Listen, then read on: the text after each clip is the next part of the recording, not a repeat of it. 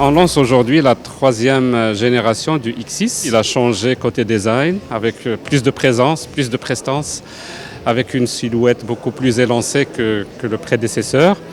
Donc on a plus d'espace à l'arrière. Ça c'est important, c'est l'une des particularités de ce nouveau, c'est qu'il donne plus de côté pratique qui normalement ne va pas avec le côté coupé du 4x4, du coupé en général.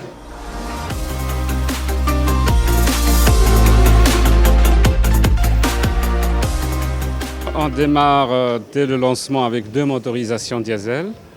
Le 6 cylindres en ligne, le classique qui a fait déjà ses preuves depuis longtemps, et 265 chevaux avec une consommation très raisonnable à 6 litres. Le deuxième moteur diesel qui est unique dans le segment et même dans le monde automobile, qui est un 6 cylindres qui développe 400 chevaux, alors que d'autres marques font du V8 pour arriver à cette puissance. BMW le fait avec un 6 cylindres, donc au niveau fiscal et au niveau consommation, ça reste très très raisonnable et des performances dignes d'une hyper sportive. L'essence, on a 2 motorisations, donc de 6 cylindres de 340 chevaux, c'est un biturbo de 3 litres.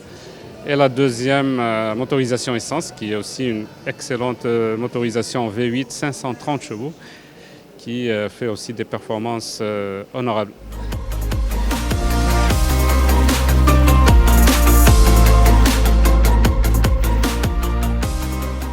Nous avons un bilan positif globalement pour l'année 2019, avec un marché qui était difficile globalement, qui a atterri à -13 globalement, avec un segment VP à -9 et la partie CBU qui était à -6,5, et puis un segment premium qui a quand même atterri à des chiffres négatifs à 2 chiffres en fait. Dans ce contexte-là, BMW s'en est sorti très très bien en fait. On a fait une année où on a atterri à 2600 unités vendues, à -4 à peu près de l'année dernière, mais par rapport au segment premium, c'est la baisse la plus faible de tout du segment en fait. 2020, globalement, on est confiant, ça démarre bien. On se prépare pour le salon. Pour cette année, on a ce lancement du X6. On aura d'autres lancements au fur et à mesure. On les annoncera à temps, mais on aura d'autres lancements importants. Donc on a même des segments, de nouveaux segments avec lesquels on va venir. Ça va être un peu avant le salon. On veut développer aussi les versions hybrides.